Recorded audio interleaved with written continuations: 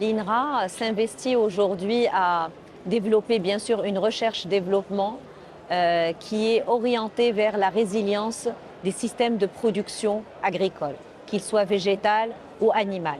Alors en relation avec ce qui existe aujourd'hui au niveau du salon, puisqu'on parle de la résilience de l'élevage, donc la première des choses, c'est comment valoriser les ressources fourragères qui existent au niveau du Maroc. Ça, c'est le premier pilier. Comment faire de la création variétale, mais pour des espèces qui sont résilientes. Alors, je citerai par exemple l'orge, je citerai le triticale, je citerai l'avoine, aussi le pois fourrager. Ce sont tous des espèces, ou plutôt toutes des espèces, qui sont à forte résilience au niveau du Maroc. Et en même temps, c'est de développer des variétés qui soient plutôt adaptées, premièrement, aux conditions climatiques, à la rareté de l'eau, mais en même temps, qui puissent avoir une qualité nutritive qui est importante. Il y a un autre volet, c'est comment aussi exploiter les déchets et tout ce qui est dans les pertes alimentaires pour au niveau de l'alimentation animale, ce qui est très important parce que les pertes, des fois, en fait, on a des aliments qui sont nutritifs, mais qui ne sont pas utilisés, alors ils peuvent être réexploités dans la production animale. Autre chose qui est aussi important, c'est comment mettre au point les rations alimentaires qui sont en général très pauvres quand elles sont basées que sur du maïs ou bien du soja, des produits qui viennent de l'extérieur, de l'étranger. Comment est-ce qu'on peut rajouter avec de la fermentation, avec des additifs, comment est-ce qu'on peut avoir des rations alimentaires qui sont beaucoup plus équilibrées, beaucoup plus nutritives. Donc ça aussi, c'est un point important. Et puis des rations alimentaires avec une faible proportion de gaz à effet de serre. Pourquoi? Parce qu'on sait que l'élevage est le premier contributeur dans les gaz à effet de serre. Donc là, on essaie de faire le système inverse, c'est qu'on essaie un peu à avoir des rations alimentaires qui vont diminuer et atténuer le changement climatique à travers la diminution des gaz à effet de serre. Et puis bien sûr, donc tout ce qu'on fait à travers la génétique et la génétique animale, les innovations au niveau de la génétique et la valorisation du patrimoine génétique animal local du Maroc.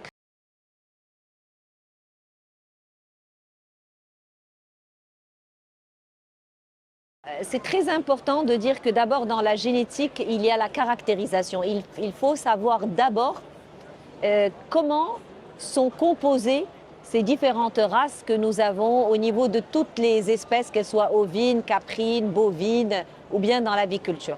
Alors on a eu des projets au niveau de l'INRA et des programmes de recherche où il y avait la caractérisation de plus de 160 races ovines, 160 races caprines aussi, et où il y a eu la détection de plus de 430 gènes qui sont liés au changement climatique dans le projet NextGene.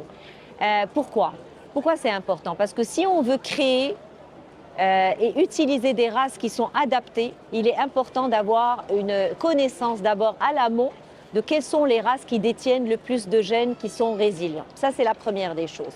Deuxièmement, il y a aussi le fait d'avoir la sélection des races en utilisant l'outil de la génomique.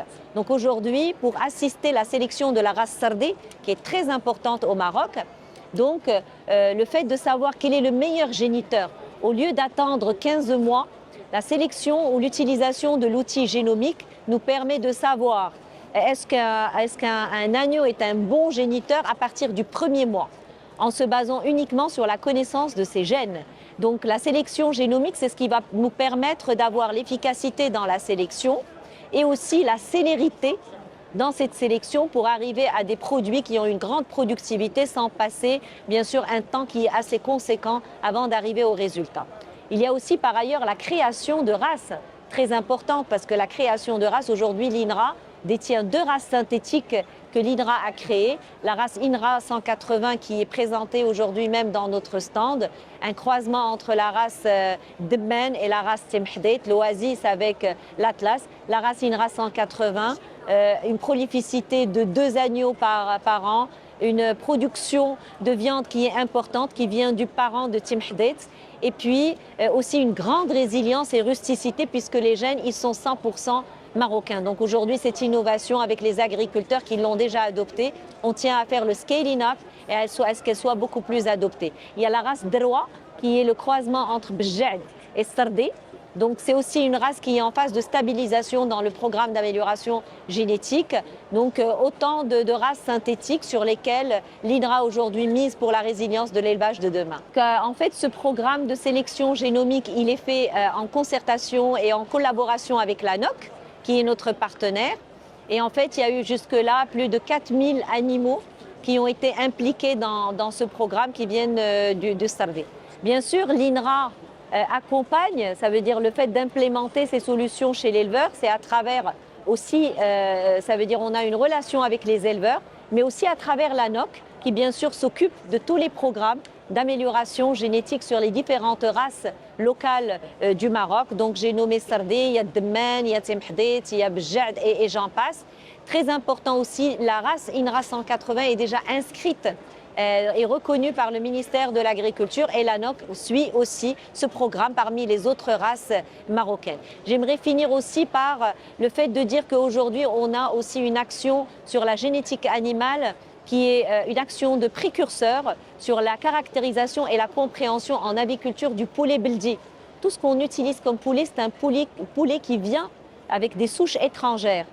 Et le poulet beldi, on n'a pas une connaissance de notre poulet beldi au niveau du Maroc et on peut l'exploiter aussi et utiliser l'innovation à ce niveau-là. Donc le premier séquençage s'est fait au niveau de l'INRA, c'est une grande première. Et on travaille aussi sur la caractérisation de la race Woulmes Z'ir bovine qui est si on ne fait pas quelque chose, elle va être en extinction. Donc ce qui fait aujourd'hui, on a un grand programme avec la ferme à Bose sur ce programme-là pour pouvoir justement utiliser la race Woulmes Z'ir comme levier aussi de résilience dans la production bovine au Maroc.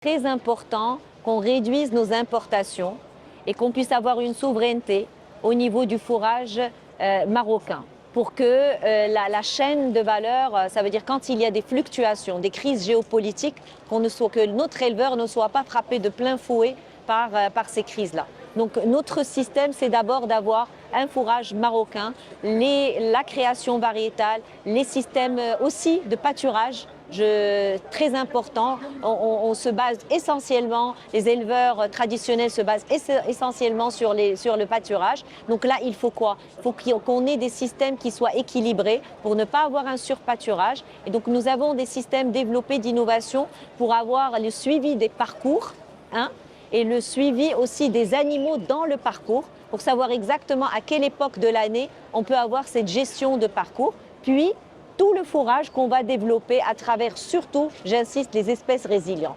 Pour moi, j'insiste sur nos céréales triticales, avoine, orge, c'est de la résilience. Le pois fourragé ou le lupin, pourquoi pas ne pas le développer dans le futur, c'est en fait avoir des espèces qui ne sont pas le soja, qui nous vient d'ailleurs, mais avoir nos légumineuses marocaines, méditerranéennes, qui pourraient participer dans cela. Après la génétique animale, comme je l'ai dit, il faudrait valoriser le patrimoine génétique marocain. On ne le dit pas par esprit juste de patriotisme, c'est parce qu'il a prouvé qu'il est meilleur dans les conditions de fluctuation, de changement climatique et d'adversité. Il est meilleur, il est plus résilient que toute la génétique qui nous vient d'ailleurs. Donc aujourd'hui, il s'agit de comprendre ses particularités et de le valoriser. Et puis, on a aussi le digital. Il faudrait aussi produire, bien sûr, du patrimoine, mais en ayant les techniques qui sont moderne. Donc les capteurs, l'utilisation de digital est importante pour avoir une meilleure utilisation des ressources et de l'efficience. Et puis une approche intégrée environnementale où on a plutôt une approche circulaire. Pour justement faire cet élevage, il n'est pas seul. Il est fait avec un écosystème de production végétale, un écosystème aussi de One Health qui devrait aller du sol en passant par la plante jusqu'à l'animal, jusqu'à l'humain, parce que si on vise la qualité, l'efficience, eh bien on va arriver à une qualité aussi de production qui est en faveur de la nutrition humaine au Maroc.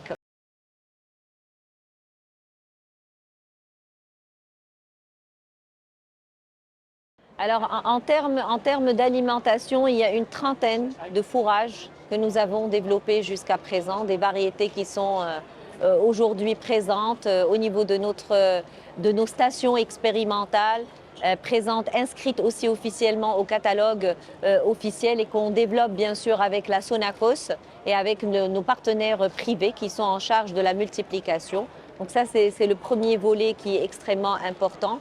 Je tiens aussi à dire que ce premier volet d'alimentation, on essaie de le jongler aussi avec un autre type d'agriculture qui est que, à part l'agriculture conventionnelle, ça serait l'agriculture par exemple en agroforesterie, très importante, où on va avoir les différents étages, où on a les arbres, les arbustes et aussi les grandes cultures et qui permet d'avoir aussi une alimentation par rapport à la production animale qui est beaucoup plus équilibrée et beaucoup éco-friendly, donc avec l'environnement. Il y a bien sûr, comme j'ai dit, la gestion des parcours qui est un point crucial parce qu'aujourd'hui, nos parcours sont très dégradés. Dégradés parce que nous n'avons pas encore une loi cadre qui régit en fait les parcours. Donc aujourd'hui, l'INRA donne les solutions par rapport au suivi, comme j'ai dit tout à l'heure, le fait d'avoir le GPS, les parcours, le fait d'avoir des bases de données sur l'ensemble des parcours qui existent au niveau du Maroc et comment avoir une gestion raisonnée, mais sans pour autant impacter bien sûr la production. La génétique animale, voilà, encore une fois, l'impact devrait être beaucoup plus posé sur les races marocaines, qu'elles soient synthétiques ou bien qu'elles soient développées il y a longtemps. Donc ça, c'est très très important. Et puis bien sûr, il ne faut pas oublier à côté de tout cela que l'innovation doit être au carrefour de tout cela. Garder, encore une fois, je vais le dire, garder le patrimoine, se baser sur ce que nous avons au niveau du Maroc est une chose. Le faire à la façon c'est-à-dire le faire avec la façon qu'on le faisait il y a une centaine d'années, c'est pas ça le but. Il faudrait qu'il y ait une modernisation avec les techniques qui sont aujourd'hui présentes sur la digitalisation ou bien sur les techniques qui sont développées sur l'agritech et aussi sur la valorisation, c'est important. Des fois, la valeur vient de la valorisation aussi de ces ressources, pas en tant que production brute, mais en tant que production transformée. Donc l'INRA a des laboratoires et des entités de programme qui sont sur la génétique, sur l'alimentation, sur l'environnement, tout ce qui est gestion, et puis aussi sur tout ce qui est valorisation, donc pour aller de la chaîne de valeur, de l'amont jusqu'à l'aval, et avoir une valorisation qui est intéressante pour le petit éleveur. Donc, et aussi, j'en parlais juste aujourd'hui dans une conférence sur la perte et gaspillage, c'est le fait d'avoir aussi des chaînes, on travaille sur des chaînes qui sont courtes et qui permettent à l'agriculteur de se positionner avec des produits transformés dans des chaînes qui sont assez courtes pour avoir une valorisation et un revenu qui soit digne et qui soit aussi durable dans le temps et qui permette la résilience des systèmes.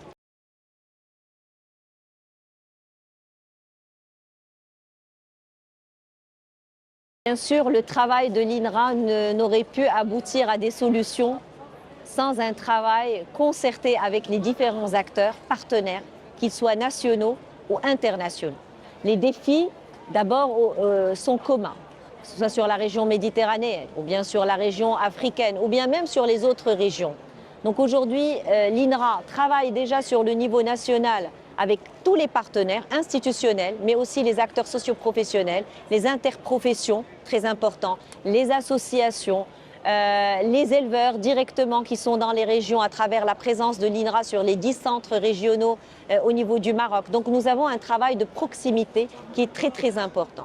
Puis aussi les partenaires internationaux, qu'ils soient en fait des institutions de recherche, avec lesquels, ça nous permet en fait d'avoir une intelligence exponentielle parce que au lieu de faire le travail seul pour arriver à une solution, le fait de s'y mettre à plusieurs, on y arrive plus rapidement et on a un portfolio de partenaires qui est extrêmement important au niveau du Maroc avec tous les pays. Et puis les partenaires internationaux, on va dire des organisations internationales, Je tiens à dire que notre travail avec la FAO, avec la Banque mondiale ou avec les Nations Unies ou avec le PNUD, enfin différentes, ou avec l'Union européenne, le Fonds de l'Union européenne. Donc nous avons plusieurs programmes qui sont dans des cadres internationaux et qui visent des objectifs internationaux dans lesquels le Maroc fait partie. Et c'est à travers ces partenariats très importants, pas que importants mais cruciaux. C'est comme cela que l'on mise dans l'avenir à avoir des solutions sur des défis globaux, mais avec des solutions qui sont, on va dire, customisées, accessoirisées Maroc. Parce que c'est toute la différence. Nous ne tenons pas à avoir des expériences qui sont transférées de façon directe et brute, mais on est conscient aujourd'hui, le Maroc est leader pour customiser ses propres solutions et aussi avoir un impact en tant que partenaire Sud-Sud, dans la collaboration Sud-Sud sur les pays africains avec lesquels nous avons aussi des grandes collaborations et qui comptent aussi sur notre appui et aussi sur notre collaboration pour avoir un échange d'expertise et aussi transférer des solutions soit de notre pays vers les pays africains ou alors de leur acquis et leur expertise vers le Maroc.